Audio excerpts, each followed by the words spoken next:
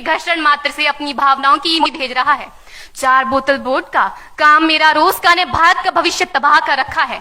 हम ना एक ऐसे समाज में जीते हैं जहां लड़कों से बात करता देख जो भाई हड़काते हैं, लड़कों से बात करता देख जो भाई हड़काते हैं, वही भाई अपनी गर्लफ्रेंड के किस्से घर में हंस हंस कर सुनाते हैं। और मैं बता दूं, महिला सुरक्षा के मामले में हम आज भी चौथे नंबर पर आते हैं।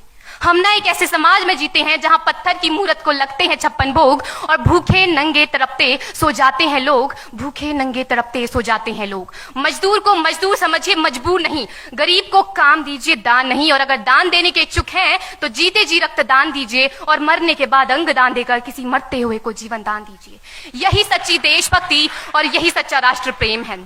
ना सरकार मेरी है ना रब मेरा है, ना सरकार मेरी है ना रब मेरा है, और ना ही ये बड़ा सा नाम मेरा है।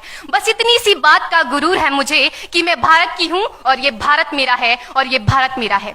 परंतु एक वैचारिक बीमारी हमारे समाज में मुझे नजर आती है। कहा जाता है हम दुनिया के सबसे बड़े लोकतंत्र हैं, जहां हिंदू पैदा होते हैं, मुस्लिम, सिख और ईसाई भी पैदा होते हैं, लेकिन बदकिस्मती है अब इंसान पैदा नहीं होते। और मेरे विचारों में ना हिंदू की जरूरत है ना मुसलमान की जरूरत है। राष्ट्र निर्माण के लिए केवल अच्छे इंसान की जरूरत है, केवल अच्छे इंसान की जरूरत है।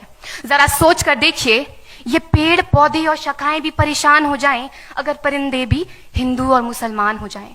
एक शैक्षणिक बीमारी भी हमारे समाज में मुझे नजर आती है, और बड़े ही आश्चर्य की बात है, जिस देश ने पूरी दुनिया को तक्षशिला और नालंदा देकर के विश्वविद्यालय शिक्षा की बुनियाद रखी, आज विश्व के 100 सर्वश्रेष्ठ विश्वविद्यालयों में हमारा एक भी विश्वविद्यालय खड़ा नहीं हो पाता। जहां एक और हमारे पास IIT, IIM और NIT जैसे शिक्षण संस्थान हैं, तो वहीं दूसरी ओर इस देश के गरीबों को बेरोजगारी की जमात में खड़ा करने के लिए उनके हाथ में सर्व शिक्षा अभियान का झुंझुना पकड़ा दिया जाता है।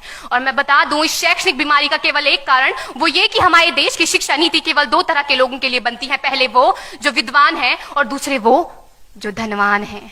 इसी तरह की कई गजब की बीमारियां हैं, और इन बीमारियों की जो जड़ है ना, वो हमारा अंधविश्वास। और मेरे विचारों में जब तक इस देश का युवा अपनी सफलता के लिए मंदिरों में जा जाकर नारियल फोड़ फोड़ कर भगवान को रिश्वत लगाता रहेगा, हमारे समाज का शिक्षित वर्ग ही बिल्ली के रास्ता काटने पर खड़े हो जाना, अपने धर्म अपनी जाति को ऊंचा मानकर दूसरों के धर्म की अवहेलना करता रहेगा, तब तक ना तो इस देश से अंधविश्वास खत्म होगा और ना ही हमारा राष्ट्र निर्माण संभव होगा।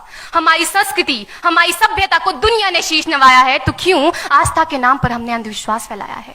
मेरे विचारों में हमारा राष्ट्र निर्माण तब संभव होगा जब इस देश में महिलाओं की पूजा नहीं, उनकी इज्जत की जाएगी। राष्ट्र निर्माण तब संभव होगा जब हम जाति का आरक्षण नहीं बल्कि सामाजिक सशक्तिकरण पर बात करेंगे। राष्ट्र निर्माण तब संभव होगा जब स्वच्छता अभियान में केवल सरकार नहीं बल्कि सड़क पर चलने वाला हर एक नागरिक हाथ बंटाएगा, स्वच्छ भारत स्वस्थ भारत को दिल से अपनाएगा। असल मायने में हमारा राष्ट्र निर्माण तब संभव होगा जब एक गरीब बच्चा मध्याह्न भोजन के नहीं बल्कि ज्ञान अर्जन के लिए सरकारी स्कूल की चौखट पर कदम रखेगा। और हमारा राष्ट्र निर्माण तब तक संभव नहीं होगा जब तक एक नागरिक नैतिक रूप से सटीन, चारित्रिक रूप से भ्रष्ट, मानसिक रूप से दिवालिया, धार्मिक रूप से अंधा, राजनीतिक रूप से गंदा, स्वैच्छिक मान मूल्यों के आंकड़ों में जिन्न शिन्न पैपंदमयी अखंड भारत को खंड खंड करता रहेगा, तब तक हमारा राष्ट्र निर्माण संभव नहीं होगा। बड़ी बड़ी बातें नहीं, छोटी छोटी कोशिशें करनी होगी, क्योंकि ठोकर हमें पहाड़ से नहीं पत्थरों से लगा करती है। I being an Indian, I being a student, I being a symbol daughter of this motherland feel proud to be an Indian। और मैं सैल्यूट करना चाहूंगी सरहद पर दिन रात हमारी रक्षा के लिए खड़े हर उस जवान को, इस देश की पुलिस, प्रशासन और किसान को, और इस देश के हर उस व्यक्ति को जो अपना काम पूरी ईमानदारी, पूरी मेहनत और पूरी लगन से करते हैं, जिनके बिना राष्ट्र निर्माण की कल्पना करना भी असंभव सा लगता है। और आज इस मंच पर पूरी जिम्मेदारी के साथ मैं भारत की बेटी ये कहती हूं कि हमारा राष्ट्र निर्माण तब संभव होगा जब हम सभी, मैं, आप, हम सब मिलकर प्रयास करेंगे, क्योंकि हमारे देश की जिम्मेदारी नहीं है हमें आगे ले जाने की, हमारी जिम्मेदारी है अपने देश को आगे ले जाने की, अपने राष्ट्र को आगे ले जाने की, अपने वतन को आगे ले जाने की।